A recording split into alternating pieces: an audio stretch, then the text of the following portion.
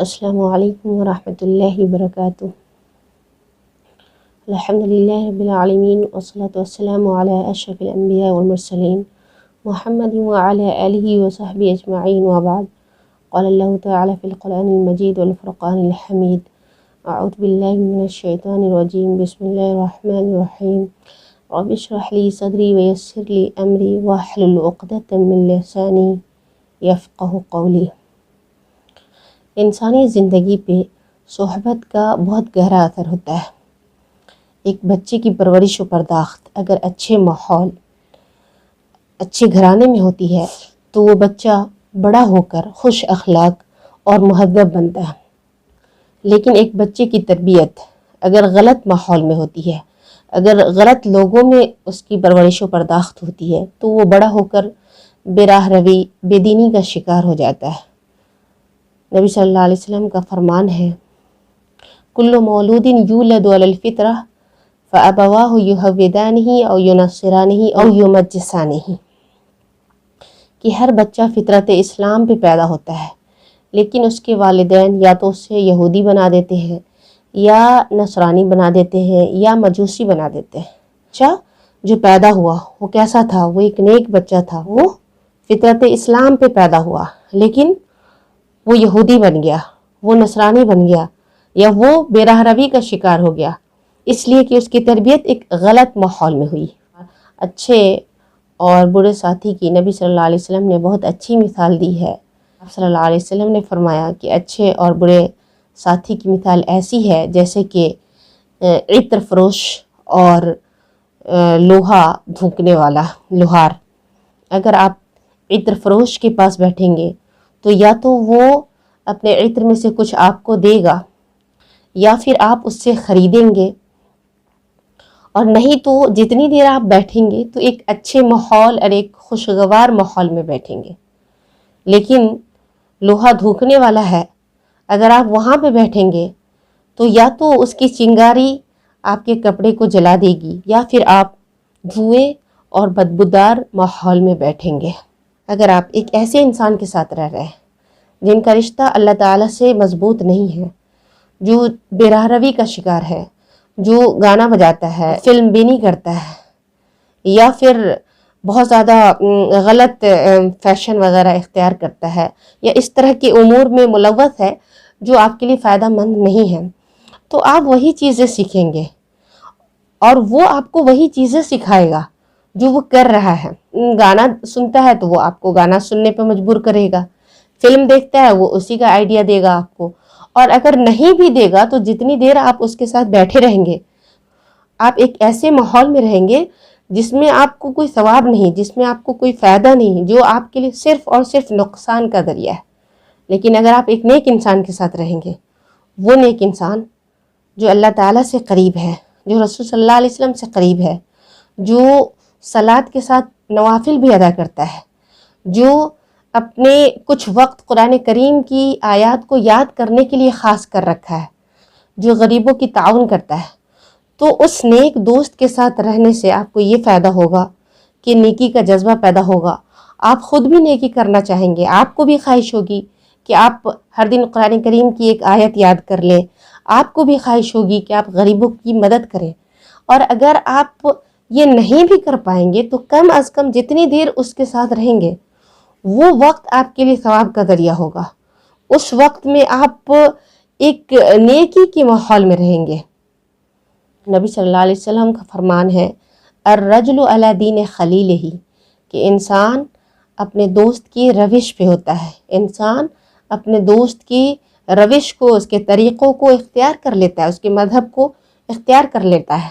تو انسان کو دوست بناتے وقت دیکھنا چاہیے، دھیان دینا چاہیے کہ وہ کیسے لوگوں سے دوستی کر رہا ہے۔ بعض دفعہ اگر آپ کسی انسان کو بولیں کہ آپ ایسے لوگوں کے ساتھ کیوں رہتے ہیں جو بے دین ہیں یا جس کے اندر کمیاں پائی جاتی ہیں، عیوب پائے جاتے ہیں، یا لوگ جن کو اچھی نظروں سے نہیں دیکھتے، تو کہتے ہیں کہ ہم ان کے ساتھ رہتے ہیں لیکن وہ خامیاں، وہ خرابیاں ہمارے اندر نہیں ہیں، ہم ان عیوب سے پاک ہیں۔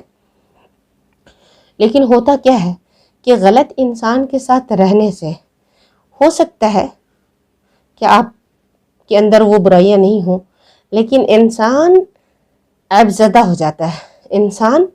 جو انسان جس کے ساتھ رہتا ہے وہ اس کے جیسا ہی سمجھا جاتا ہے. صحیح بخاری اور صحیح مسلم کی روایت ہے کہ ایک صحابی مالک بن دخشن رضی اللہ عنہ کو بعض صحابہ کرام منافق سمجھتے تھے، تو نبی صلی اللہ علیہ وسلم کو گواہی دینی پڑی کہ یہ منافق نہیں بلکہ سچے صحابی ہیں. حدیث کی شرح لکھنے والوں نے یہ وضاحت کی ہے کہ ان کو منافق سمجھنے کی وجہ یہ تھی کہ ان کا بعض منافقوں سے ملنا جلنا تھا، بعض منافقوں کے پاس وہ آتے جاتے تھے. تو ایک صحابی جن کی شخصیت اتنی عظیم ہے کہ ان کے بارے میں غلط سوچنا بھی ایمان کے منافی ہے، ان کو غلط سمجھا جانا یا ان کے بارے میں غلط گمان کرنا صرف اس وجہ سے ہوا کہ ان کا غلط لوگوں سے واسطہ تھا یا غلط لوگوں سے ملنا جلنا تھا. تو ہماری کیا حیثیت ہے؟ ایک عام انسان کی کیا حیثیت ہو سکتی ہے؟ اسی لیے کہا گیا ہے صحبت صالح ترا صالح کنند، صحبت طالح ترا طالح کنند، کہ نیک انسان کی صحبت تم کو نیک بنا دے گی اور برے انسان کی صحبت تم کو برا بنا دے گی. نوح علیہ السلام کا بیٹا برے لوگوں کی صحبت میں پڑھ کر ہی کافروں میں سے ہو گیا. اسی لیے اللہ تبارک و تعالیٰ نے ہمارے نبی صلی اللہ علیہ وسلم کو بھی تلقین کی کہ آپ نیک لوگوں کے ساتھ رہیں. سورۃ الکہف میں اللہ تبارک و تعالیٰ کا فرمان ہے وَاصْبِرْ نَفْسَكَ مَعَ الَّذِينَ يَدْعُونَ رَبَّهُمْ بِالْغَدَاةِ وَالْعَشِيِّ يُرِيدُونَ وَجْهَهُ، کہ آپ اپنے آپ کو، اپنے نفس کو ایسے لوگوں کے ساتھ جمائے رکھیں جو صبح و شام اپنے رب کو پکارتے ہیں اور اپنے رب کی رضا جوئی چاہتے ہیں. صحابہ کرام کا طبقہ انبیاء کے بعد سب سے بہتر طبقہ ہے. کیا وجہ ہے اس کی؟ اس لیے کہ انہیں صحابہ کرام کو ایک ایسے انسان کی صحبت میسر ہوئی جو کامل انسان تھے، جو انسانوں میں سب سے اچھے اور سب سے نیک انسان تھے. یہی وجہ ہے کہ صحابہ کرام کا طبقہ جو ہے، صحابہ کرام جو ہے لوگوں میں سب سے نیک اور سب سے اچھے انسان شمار کیے جاتے ہیں.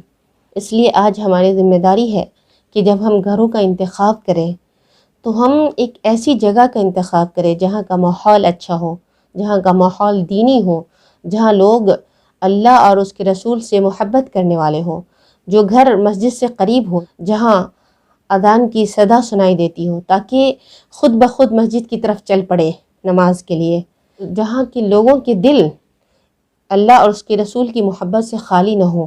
اس لیے کہ اگر ایسی جگہوں پہ رہیں گے جہاں کے لوگ بے دین ہوں، جہاں کے لوگ گانا سننے والے ہوں، تو اس کا اثر لا محالہ ہماری زندگی پہ پڑتا ہی ہے. اگر ایک انسان شرابی انسان کے ساتھ رہتا ہے تو وہ بھی شراب پینے لگتا ہے. اگر انسان جواری کے ساتھ رہتا ہے تو وہ جوا کھیلنے لگتا ہے. اگر کوئی انسان سگریٹ پینے والے کے ساتھ رہتا ہے تو وہ اس کے ساتھ سگریٹ پینے لگتا ہے. یہ صحبت کا اثر ہے.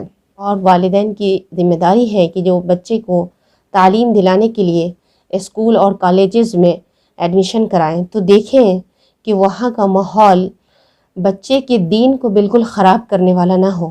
اس لیے کہ ہم ایک ایسے ماحول میں بچے کو داخلہ کرا دیں جہاں کا ماحول بچے کے دین کو خراب کر دے تو ایسی تعلیم کا کیا فائدہ؟ ہمیں ایسی تعلیم اور ایسی ترقی چاہیے جو اللہ تبارک و تعالیٰ سے ہمیں جوڑے رکھے اور اس کے ساتھ ہمیں دنیا حاصل ہو. ہمیں ایسی تعلیم اپنے بچوں کو ہرگز نہ دلانی چاہیے اور ایسے ماحول میں بچوں کو ہرگز نہیں ڈالنا چاہیے جو دین کو بالکل خراب کر دے. خاص طور سے اسکول میں جب ہم اپنے بچوں کو ڈالیں تو آج بہت سارے ایسے اسکولس ہیں جہاں بچوں کے اخلاقیات پہ بھی توجہ دی جاتی ہے، جہاں اسلام کی باتیں اور اسلامی آداب سکھائے جاتے ہیں. تو ہمیں ایسے اسکولس میں ہی بچوں کو ڈالنا چاہیے. ماں باپ کو اس ایج میں، اس عمر میں جب 10th تک ہوتے ہیں بچے، 12th تک ہوتے ہیں، تو بہت زیادہ ضروری ہے کہ ان پہ توجہ دیں اور ان کا رشتہ اللہ تبارک و تعالیٰ سے مضبوط کریں اور دیکھیں کہ وہ کسی ایسے دوست اور کسی ایسے ساتھی کے ساتھ نہ رہ رہے ہوں جو اس کے دین کو خراب کر رہا ہو، جس کے ساتھ بچہ رہ کر بد اخلاقی کا شکار نہ ہو یا بچی بے راہ روی کا شکار نہ ہو. تو یہ والدین کی بہت بڑی ذمہ داری ہے.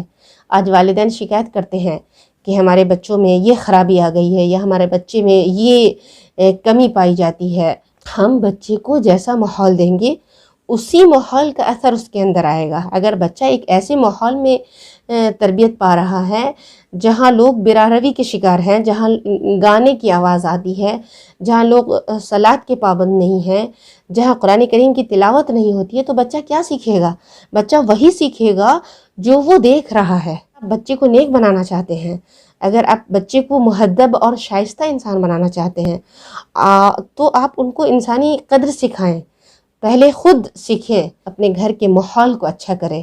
گھر کا ماحول جو ہو وہ اخلاقیات پہ مبنی ہو، گھر کا ماحول جو ہو وہ قرآن کریم اور سنت رسول صلی اللہ علیہ وسلم کی تعلیمات پہ مبنی ہو، وہاں اللہ اور اس کے رسول کی باتیں ہوتی ہوں، وہاں اخلاقی قدروں کی بات ہوتی ہوں، تبھی بچہ آگے چل کے نیک بنے گا۔